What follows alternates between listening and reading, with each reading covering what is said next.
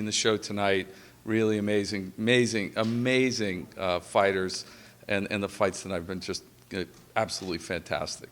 What do you think of just like the turnouts of the fights? Obviously, this is the fight capital of the world. There's been a lot of people just like walking by, everyone just enthusiastic about the fights. What do you think about all that? Well, hey, the PFL, we're a leader in the sport. You know, we have fans from all over the world, here in the U.S., here in the fight capital. So we'll be back to Vegas for sure. And building off those 3 weeks, like events, like he said, what can the fans expect moving on forward? Hey, next up is the second half of the regular season. So the fighters, they earn their points. We'll be putting that leaderboard out there. And then the next round, those are the fights that'll determine who gets into the postseason, those playoffs, and points matter. So what you're going to see fighters in the second half of the season, you're going to see like fighters strategizing against finishing in the first round, in the second round, to really ensure they're going to get into the playoffs, because it's not just wins, it's points. So they're not going to leave it to the judges. That's the exciting part about the second half of the season. Favorite fight so far? I mean, all the fights. But I did think, the OAM fight was an incredible fight, with Shane. There was a lot of talk about that fight, and it just shows we have incredible fighters in the PFL. Shane came over as a major top prospect. That one fight will not, doesn't define Shane. He's now taking on the season. He's taken on the format. So, I think you're going to see a different Shane in the second fight. OAM is certainly solidifying his position as a champion. So I think that fight for me was one of the best of the night. Talk about bringing in top tier talent to PFL each and every year, just like Shane.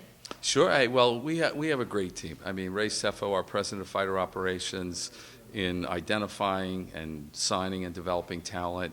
We have homegrown talent, homegrown stars, as well as other fighters from around the game, around the world, looking to compete on major platforms. We distribute globally to 160 countries. We're on ESPN here in the U.S., and the competition is no joke. Some of the best fighters on the planet in the PFL, and you're seeing that. So when we develop talent from within the system, and then, fighters come over from different organizations, it's eye-opening, in terms of the caliber of athletes that we have.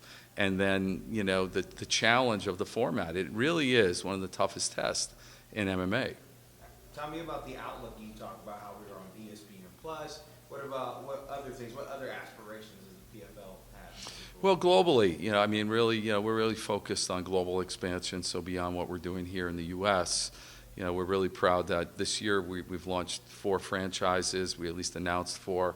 We have our Challenger Series. We have the season format.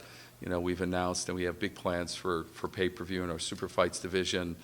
Jake Paul will make his debut in MMA. Just this week he announced his next event or fight in boxing against Nate. And what's to come is his debut in MMA. So those plans are being put in place to properly launch the PFL Super Fights division and pay-per-view. But there'll be a pay-per-view event before Jake gets into the cage. So we're excited about those announcements this year. And then beyond that, PFL Europe up and running, our first international regional league. And then to your question, there will be 6 regional leagues outside the U.S. Within 3 years, and we'll be making an announcement in the coming, I would say, next 2 months on where the second one will be.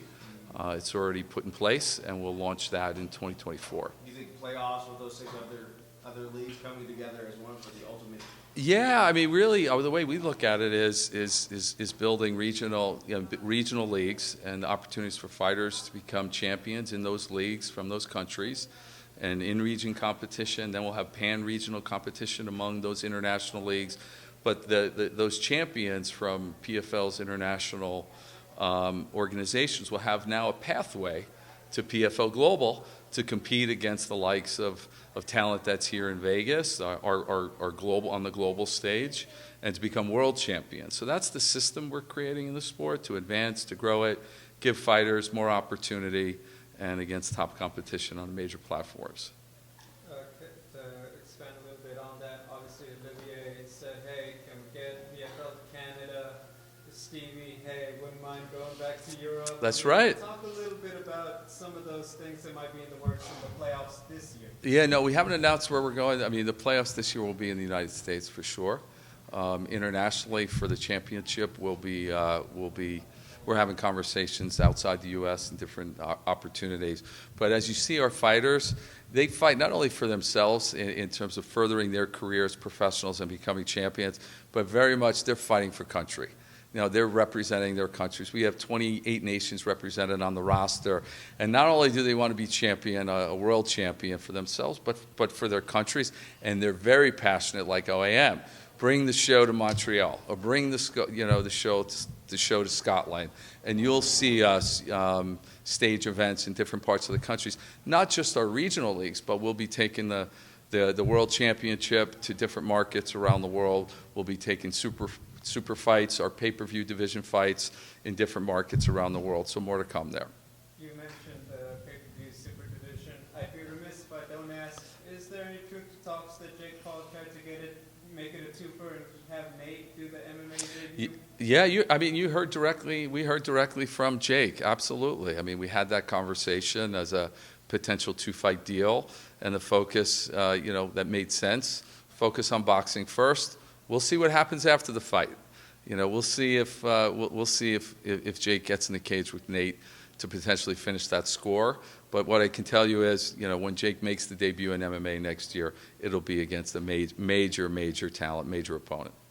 And then finally, I think fans just want to know if they want to kind of beat the drum to bring PFL to their market, what are some things that you guys look out for in terms of making those decisions? Yeah, I mean, where the demand is. I mean, in terms of demand in the media marketplace, in different regions, countries around the world, and obviously here in the U.S.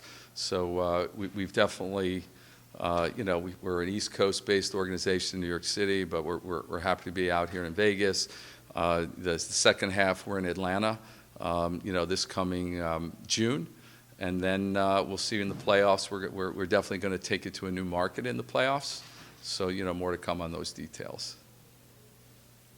Is Jake sort of working his own time frame, or are you guys working with him to sort of set a time frame when you want to see? When you say next year, is that just sort of the running goal, or are you guys kind of working in conjunction with him to see when the best time for him to keep nudging him to make the date? Yeah, I mean, there's no nudging needed. I mean, he's committed. Not only is he, an exceptional committed athlete, or as it relates to boxing, but he's preparing. He's doing the work, beyond boxing to further develop his game in MMA, and he will make his debut next year. So those plans, are in the works, and there are joint conversations on, who's the right opponent, what's the right timing. But I can tell you that he's excited about it, and that'll happen next year. Do we have any sort of update on Kayla Harrison? When we might see her again? Yeah, we'll be making an announcement. Kayla, she's this was the first season that Kayla was not in the season format division. She will be on pay-per-view. We'll be making that announcement very soon as to who our opponent is, when that fight is, but that'll happen this year. And I know when we've seen Ray, I think after PFL won, a lot of the talk, people are still talking about Francis Ngannou, if the PFL was still interested. Is there even still a possibility? You guys in any talks with him, or is he kind of off doing whatever he's doing off to the side? No, hey, listen, Francis made it very clear he's going to box, and we're excited to see how those plans materialize. We have a very close relationship, and more to come on next steps with Francis related to MMA. Anything else, guys? We good? Just a Last quick one. There was a little bit of talk from Kayla about concern getting the 2 fights in this calendar year and all that. Can you just speak to that on making sure she does get that fulfilled in 2023? Oh yeah, I mean, Kayla, she's ready to go. That's what we love about her, and her pay-per-view next matchup, it'll be a big fight. It'll be the fight that fans want to see.